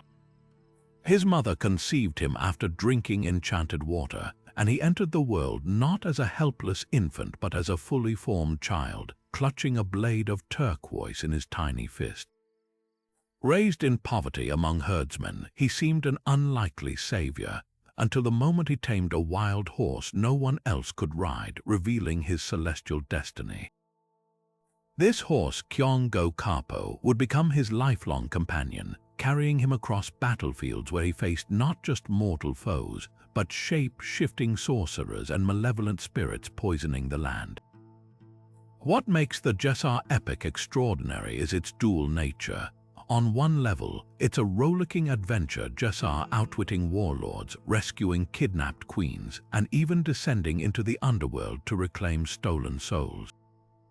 Yet peel back the layers, and every skirmish transforms into a metaphor for inner struggle. The demons he slays represent greed, hatred, and delusion. His magical weapons, like the flaming sword of wisdom, mirror the tools of Buddhist practice. Monks in remote monasteries still meditate on Jessar's deeds, not as fiction but as allegories for enlightenment. The epic's survival is a miracle in itself. For centuries, it existed solely in oral tradition, passed down by Jessar bards who claimed to receive the verses in dreams or trances. Some could recite for days without repeating a line, their words believed to be divinely channeled. Even today, certain Tibetan lamas identify as Jessar's incarnations, carrying forward his mission to restore balance in a fractured world. Modern scholars debate whether Jessar was based on a historical warlord or sprang wholly from myth, but for Tibetans, the distinction doesn't matter. His legacy lies in the prayer flags fluttering over mountain passes, in the masked dances performed at festivals, and in the quiet conviction that somewhere beyond the snow peaks, a king still rides, waiting for the moment his people need him most. The epic's final lines are prophetic. When the iron bird flies and horses run on wheels, Jessar will return. For a culture that's faced upheaval, that promise isn't just poetry, it's hope carved into the bones of the earth. Beneath the shimmering heat of Kilauea's lava fields, where the earth breathes fire and new land is born in rivers of molten rock, the goddess Pele wages an eternal dance of creation and destruction. She isn't just a deity to the Hawaiian people, she's the living heartbeat of the volcano itself, a force of raw emotion as unpredictable as the eruptions that shape the islands. With hair as wild as flowing lava and eyes that glow like embers, Pele's legends are as fierce and untamed as the landscape she rules. One moment, she's the nurturing mother whose volcanic soil grants life to lush forests. The next, she's the vengeful spirit burying entire villages under layers of ash for daring to disrespect her. Her stories pulse with the fire of passion and the sting of betrayal. Take the tale of her rivalry with her sister, the sea goddess Namoka. Their feud began over love. Peel's affair with Namoka's husband sparked a battle so cataclysmic it shaped the Hawaiian archipelago.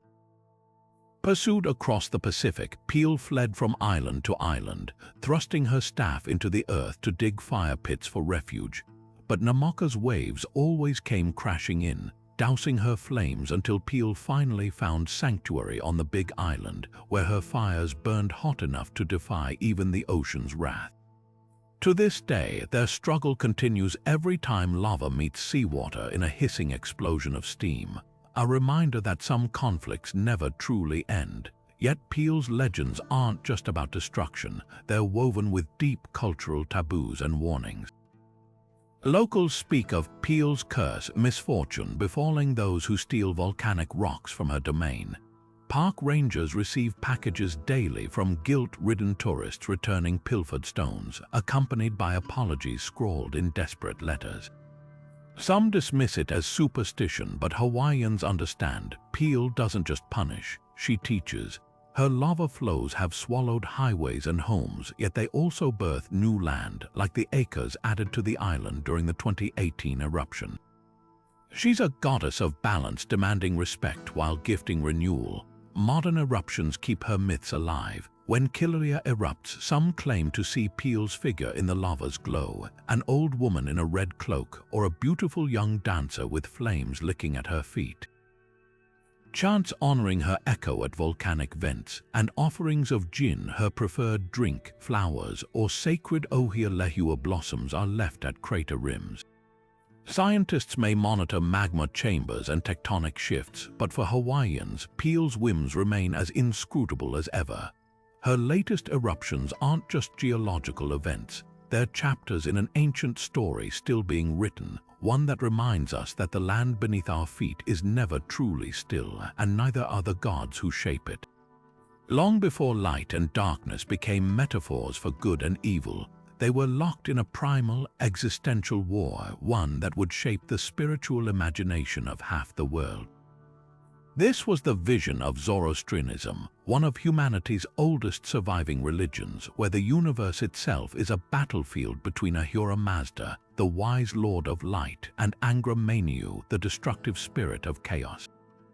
Unlike earlier myths where gods battled over territory or pride, this was a conflict with moral stakes, a fight not just for control, but for the soul of existence itself. At the heart of this struggle lies a radical idea, choice. Ahura Mazda didn't create Angra Mainyu. The dark spirit emerged as an equal and opposite force, setting the stage for a cosmic tug-of-war where every human action tips the balance.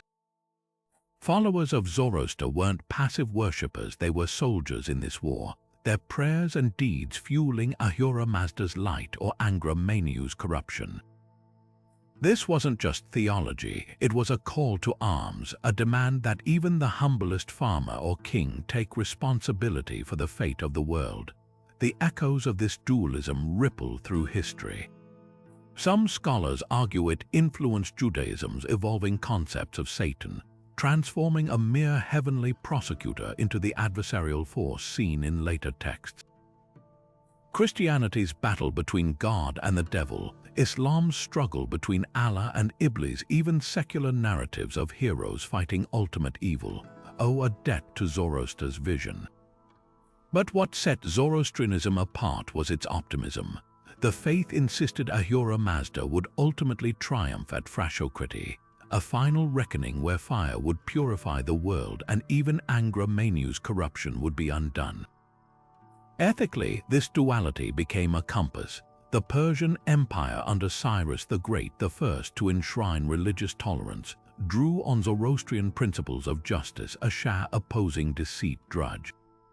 Fire temples weren't just places of worship, they were beacons of truth, their eternal flames symbolizing the light of wisdom resisting the dark.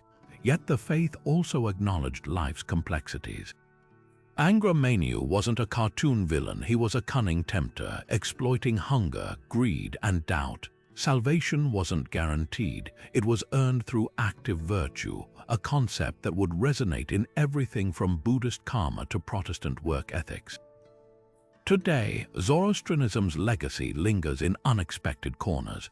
The Nowruz festival, celebrated by millions across the Middle East and Central Asia, has roots in Zoroastrian renewal rituals. Freddie Mercury, born into a Parsi Zoroastrian family, channeled its theatrical grandeur in Queen's anthems.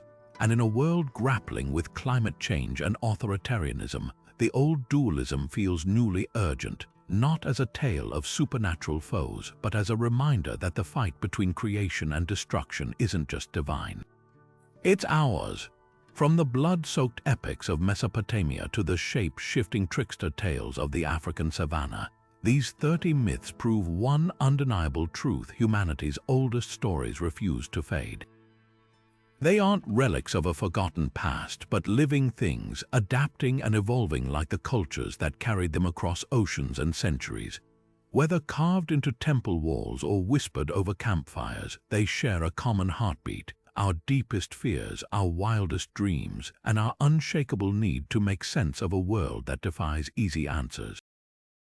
Think about the threads connecting these legends: gods who stumble, heroes who fail, tricksters who blur the line between chaos and creation. They remind us that imperfection isn't weakness, it's the raw material of greatness. The grief of Gilgamesh mirrors the defiance of Maui, just as Peel's fiery passion dances in harmony with the icy resolve of the Norse gods. These stories don't just entertain, they challenge us. They ask what we're willing to sacrifice for progress, how we balance power with compassion, and why hope persists even when the world seems determined to crush it. But here's the real magic: mythology isn't finished. New legends are being born right now in the protests that become folklore, the scientific discoveries that feel like modern-day epics, even the viral tales we pass around like digital campfire stories. The same creative spark that imagined Anansi weaving fate or Izanagi fleeing the underworld still burns in us today. So tell us in the comments what myths resonate with you. Are there lesser-known legends from your culture that deserve the spotlight? The conversation doesn't end here, it's just beginning. And if this journey through 30 ancient tales has taught us anything, it's that stories outlast empires. They survive conquest, adaptation, even disbelief, because they speak to something timeless in the human spirit. So keep sharing them, questioning them, letting them surprise you. After all, the next great myth might be waiting not in some dusty scroll, but in the way we choose to live, fight, and dream together.